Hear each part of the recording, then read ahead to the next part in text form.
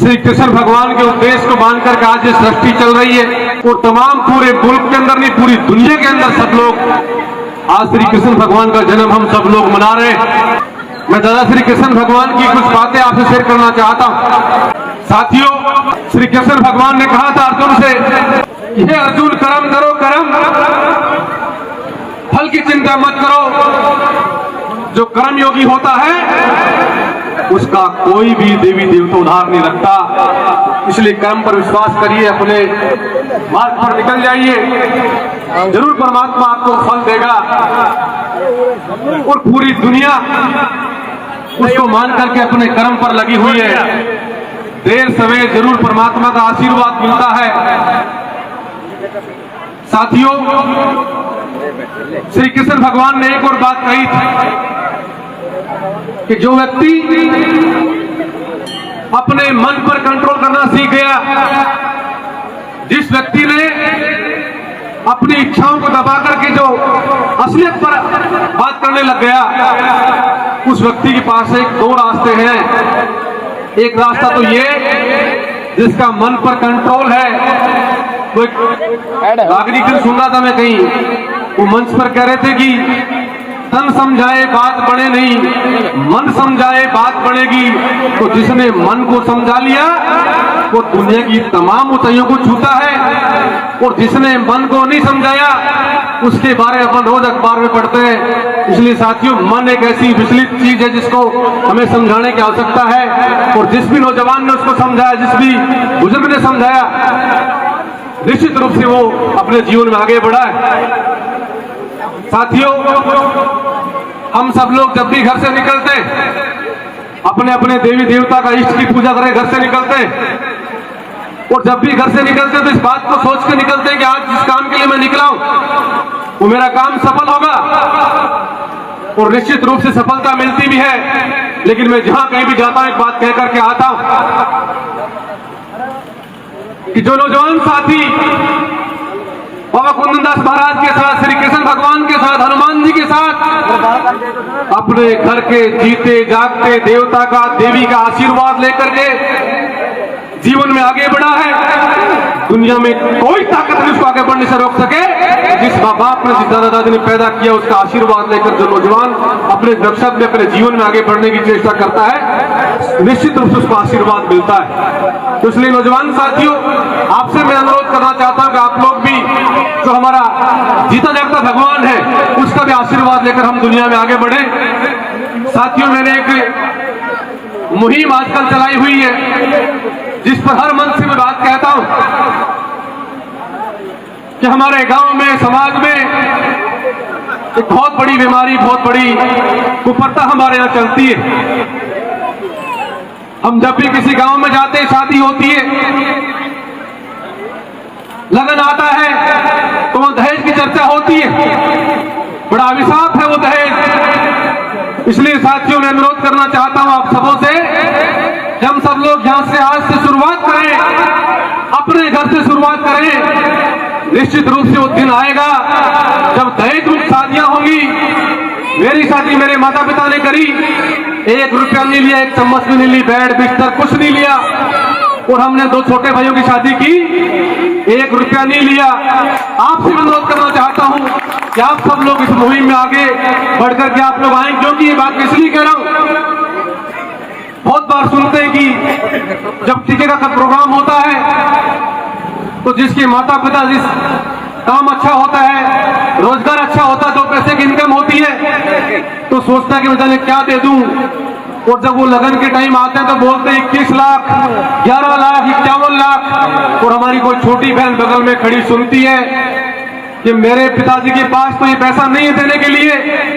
उसका मन बड़ा कुंठित होता है, बड़ी पीड़ित होती है और सोचती है अपने बात को कि मेरे पिताजी कहां से पैसा लाएगा।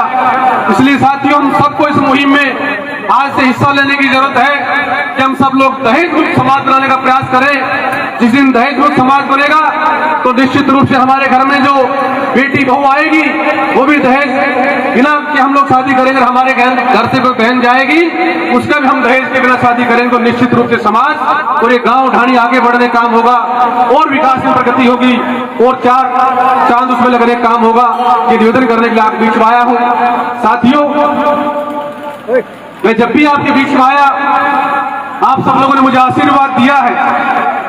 मैं आप सबों के बीच में 18 के चुनाव में आया था, अकेला चल के आपके गांव में आया, आप सब लोगों ने मुझे आशीर्वाद देने का काम किया, लेकिन सफलता नहीं मिल पाई। अगला चुनाव हुआ, आपके बीच आया, देर रात आपके गांव में पहुंचकर आप लोगों ने बड़ा खैर मकदम गर्मजोशी के साथ इस्तकबाल स्वागत सत्कार किया और बुलावर विधानसभा क्षेत्र की ऐतिहासिक परिणाम देने का आप लोगों ने काम किया। मैं आप सबका दिल से धन्यवाद करना चाहता हूं। लेकिन अभी अभी हुआ लोकसभा चुनाव में आप सब लोगों ने तो बड़ी जान लगाई, बड़ा सहयोग किया। मेरी कुछ कमियां रही होंगी कि उसमें सफल नहीं हो पाए, लेकिन मेरी कुंडली में एक योग है, एक बार पहला चुनाव में हार जाता हूं। मैंने छात्र जीवन में चुनाव पहला लड़ा तो पहला चुनाव में हार गया और दूसरा चुनाव लड़ा तो उस समय के नौजवान साथी ने मुझे सहयोग किया, आशीर्वाद दिया और मैं उस समय का ऐतिहासिक परिणाम उन नौजवान साथियों ने दिया। मैं दूसरा चुनाव जीत गया।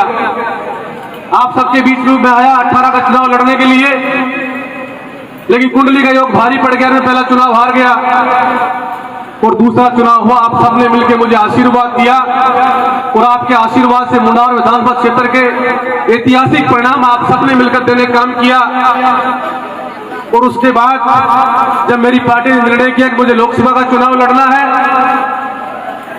तो भी मैंने कहा कि साहब कहीं कुंडली का योग भारी नहीं पड़ जाए। तो पार्टी ने कहा कि नहीं, सर्वे किया, अच्छा माहौल है, चुनाव जीतेंगे अपन, लेकिन वही कुंडली का योग भारी पड़ गया। मैं पहला चुनाव हार गया। जीवन में कभी आप सबों के बीच में आपका आशीर्वाद, प्यार, प्रेम, मोहब्बत बना रहेगा तो वो दिन जब भी कभी आएगा तो आपके बीच में कुंडली का योग तो भारी हो गया, जनता का योग भारी होगा तो निश्चित रूप से दिल्ली में जाकर आपकी सेवा करने का काम करेंगे। मैं आप सबका पुनः आभार करना चाहता हूं कि आप सब लोग श्री कृष्ण जन्माष्टमी भगवान के इस कार्यक्रम को बहुत जोरदार शानदार तरीके से आप लोगों ने यहाँ आयोजन किया है। तमाम आयोजनकर्ता सारी टीम का मैं धन्यवाद करना चाहता हूं कि आपने बहुत ही शानदार यहाँ कार्यक्रम आप लोगों ने रखा है। आप लोगों ने यहाँ आने पर जो मुझे पगड़ी बांधकर स्वागत किया, मैं आपको विश्वास दिलाता हूँ कि आपके द्वारा पहनाई की पगड़ी का मान सम्मान इज्जत बना के रखूंगा। जीवन में आपके द्वारा पहनाई पगड़ी का मान सम्मान कम नहीं होने दूंगा। और अभी गुरुजी कह रहे थे कि हमारे गांव में पैसे देने का काम किया, मैंने तो कोई पैसा देने का काम नहीं किया।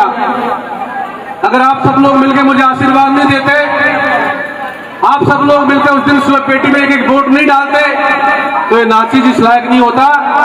इसलिए आप सबकी मेहरबानी से, आप सबके आशीर्वाद से, आप सबके सहयोग से मुझे कलम का ताकत मुझे मिली है तो आप सब पर समर्पित है।